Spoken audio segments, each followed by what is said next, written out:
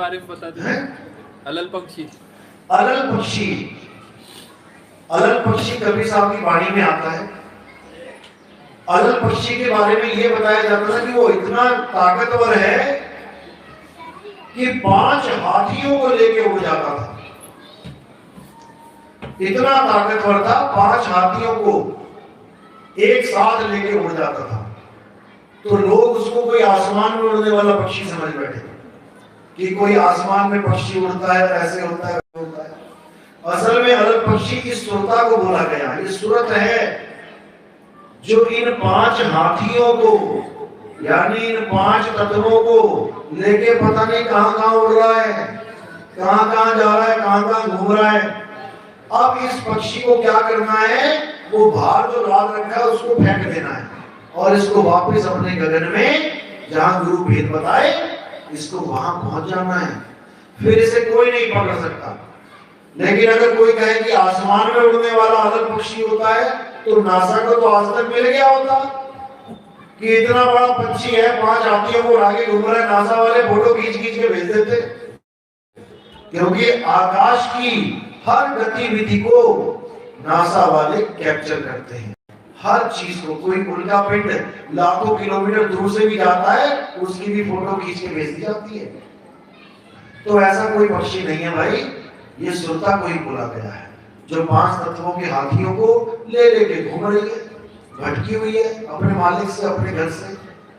तो इसका असली घर आकाश बताया गया है।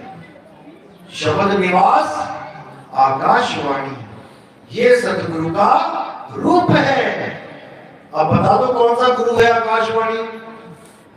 कोई गुरु बैठा है आकाशवाणी वाला? ये सतगुरु का रूप है। और जो तुम्हें रूप दिखाए जा रहे हैं, तुम्हें जिन रूपों का ध्यान करवाया जा रहा है, तो मिट्टी है। तुम्हें मिट्टी का ध्यान करवाया जा रहा है, तुम मिट्टी के ज्ञानी बन बैठे। आत्म ज्ञानी की जगह माटी ज्ञानी बन बैठे। अब माटी को छोड़ो और आत्मा को जानो।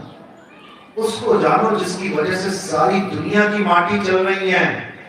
राम जी, कृष्ण जी, हनुमान जी, बाबा नानक, रविदास जी, मीराबाई, दादू जी, पलटू जी, भीखा जी, नाभा जी, संत घासीदास जी, गीसादास जी, मनुकदास जी, जितनी भी माटियां हैं, ये उस आत्मदेव की महिमा गा रहे हैं।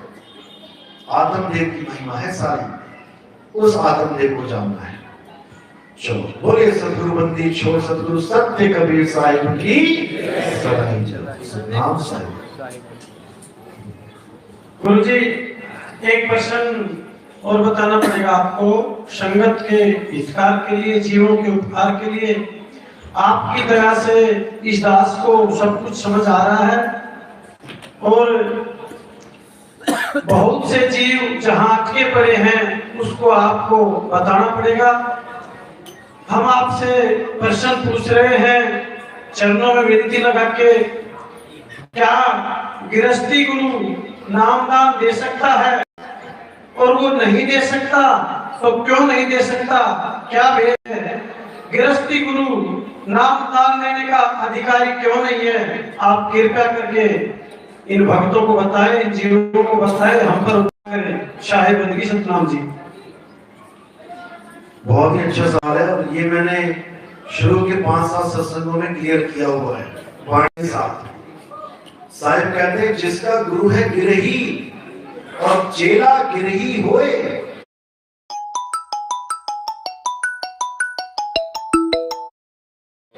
कीच कीच को धोवते दाग न छूटे कोई।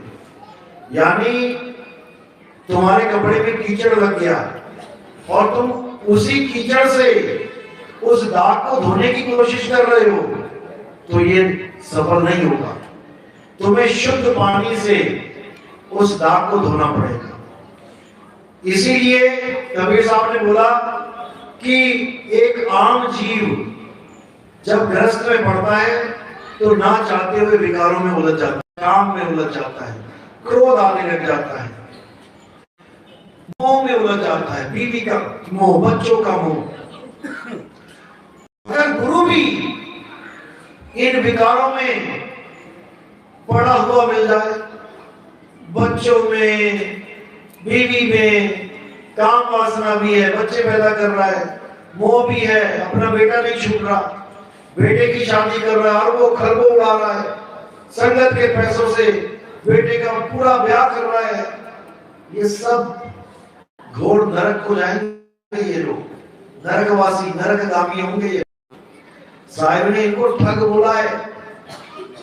गिर ही होके कथे ज्ञान, अमली होके धरे ध्यान, साधु होके कूटे भग, कहें कबीर ये तीनों ठग। गिर ही होके कथे ज्ञान, खुद तो काम वासना से निकल नहीं पा रहा और सत्संग में बता रहा है हमें काम क्रोध पे काबू करना चाहिए। तेरा कितना काबू है भाई? तुम्हारा कितना काबू है? एक YouTube चैनल पे एक बाबा बोल रहा था, टोपी वाला बाबा, कहता दया दो प्रकार की होती है। एक प्रकार की दया होती है जीव हत्या ना करना, और दूसरे प्रकार की जो दया होती है वो बीज का नाश ना करना। एक ही बार में कितने जीव चले जाते हैं। अब उससे कोई पूछने वाला हो, तेरे खुद बीवी बच्चे, तेरे खुद बेटा बेटी, कितने जीवों का तूने नाश कर दिया। हमें समझा रहा है कि जीव का नाश नहीं करना है। तो ये कथनी और करनी में जब मैचिंग नहीं होती है तब ठग बोला जाता है, वो ठग है। इसीलिए बोला गिरही होके कथे ज्ञान। ये जितने बेटा बेटी वाले गुरु हैं, पहली बात तो इनका अपना ज्ञान नहीं है, लोगों से सुन सुन के ये बातें बनाते हैं। अपना ज्ञान, अपना आत्म ज्ञान होता तो अपनी बीवी को भी बीवी ना समझता, उसको परमात्मा का जीव समझता।